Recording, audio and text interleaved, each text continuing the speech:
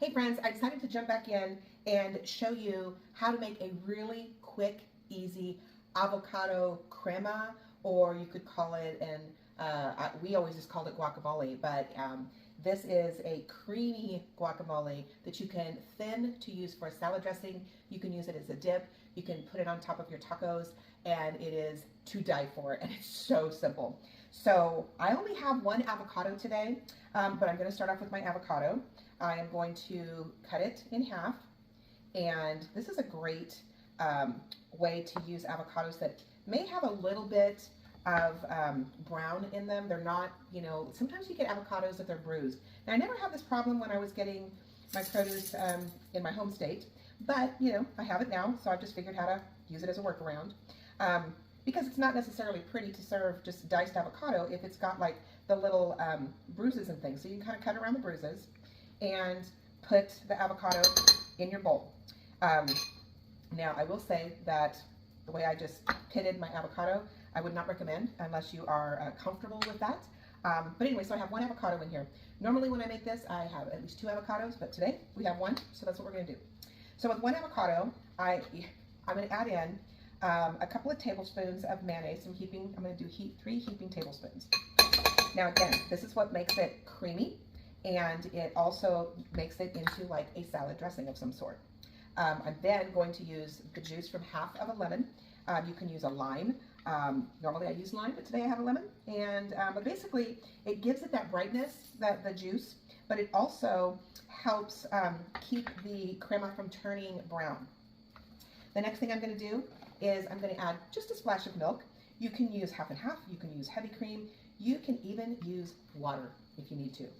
And then the last thing I'm going to do is I am going to add in a little bit of garlic salt, just a little bit, maybe like, because this is only one avocado, maybe, and I'm sprinkling it very, very lightly, maybe half a teaspoon, quarter teaspoon.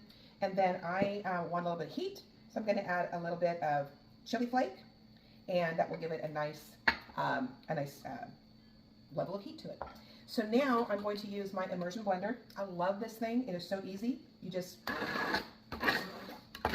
move it around. And again, because I only have the one avocado, I'm making a very small quantity. It's a little, I have to turn the bowl a little bit, but that is it. Now, whoops, I just dropped some out of the side. What I want to do is I want to taste it for seasoning. We'll scoot that forward. Now, just like this.